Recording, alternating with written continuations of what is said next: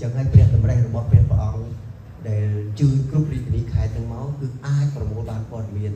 ហើយសូមជម្រាបថារួមពីគណៈបកហ៊ុនស៊ុនពេជ្របានបើកសិក្ខាសាលាផ្ដល់យោបល់លើប្រធានបទប្រព័ន្ធគាំពារសង្គមវិស័យកសិកម្មនិងសេដ្ឋកិច្ចក្រៅប្រព័ន្ធ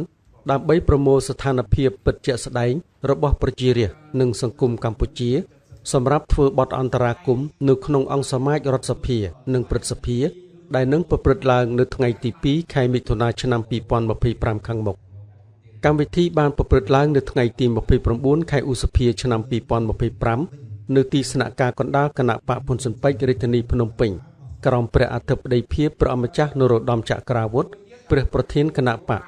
ដោយមានការចូលរួមពីតំណាងរាស្ត្រគណៈបកហ៊ុនស៊ុនពេជ្រនិងមន្ត្រីជាន់ខ្ពស់គណៈបកមកពីគ្រប់បណ្ដាខេត្តក្រុង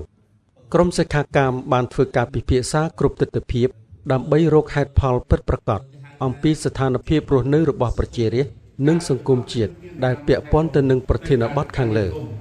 ហើយចាស់ទៅវា60ឆ្នាំដល់លើយើងអត់មានមជ្ឈមណ្ឌលថែទាំមនុស្សចាស់បច្ចុប្បន្នយើងឃើញការនាំចូលសាច់បាទនៅតំបន់ខ្លះប្រជាពលរដ្ឋត្រូវការទិញទឹកដើម្បីធ្វើស្រែចម្ការរបស់គាត់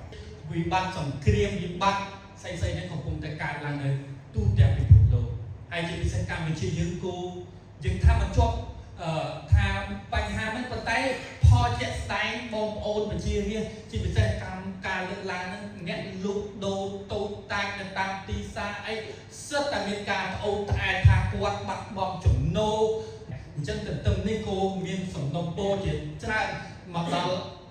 អង្គវេទិកាដូចជាសិក្ខាសាលានឹងឲ្យពិនិត្យឬភាពចាំបាច់មួយចំនួនជាអង្គសិក្ខាសាលាបានរកឃើញនៅចំណុចសំខាន់មួយចំនួនជាពិសេសបញ្ហាប្រឈមរបស់ប្រជារាស្ត្រដែលពុំទាន់បានដោះស្រាយឲ្យបានសមស្របនៅឡើយដើម្បីធ្វើជាមូលដ្ឋានសម្រាប់បទអន្តរាគមន៍នៅក្នុងអង្គសមាជរដ្ឋសភានិងព្រឹទ្ធសភាហើយខ្លះយើងទៅគិតជាមួយគ្នាទាំងអស់អត់បានអញ្ចឹងបានខ្ញុំចង់ឲ្យព្រះអង្គម្ចាស់នរោត្តមចក្រាវុធព្រះប្រធានគណៈបកហ៊ុនស៊ុនពេជ្របានវាយតម្លៃខ្ពស់ចំពោះកិច្ចប្រឹងប្រែងរបស់សិក្ខាកាមប្រកបដោយសមត្ថភាព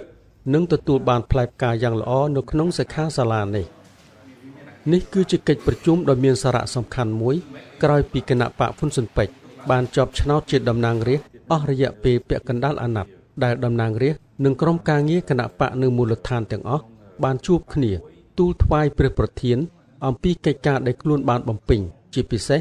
ការស្វែងយល់អំពីជីវភាពរបស់ប្រជារាស្ត្រនិងស្ថានភាពជាក់ស្ដែងរបស់សង្គមកម្ពុជា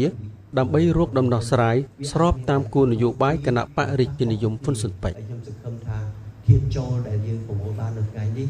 អាចប្រមូលបានជូនទៅតំណាងរាស្ត្ររបស់យើងហើយសម្ដែងកិច្ចការភាពរបស់គណៈបកយើង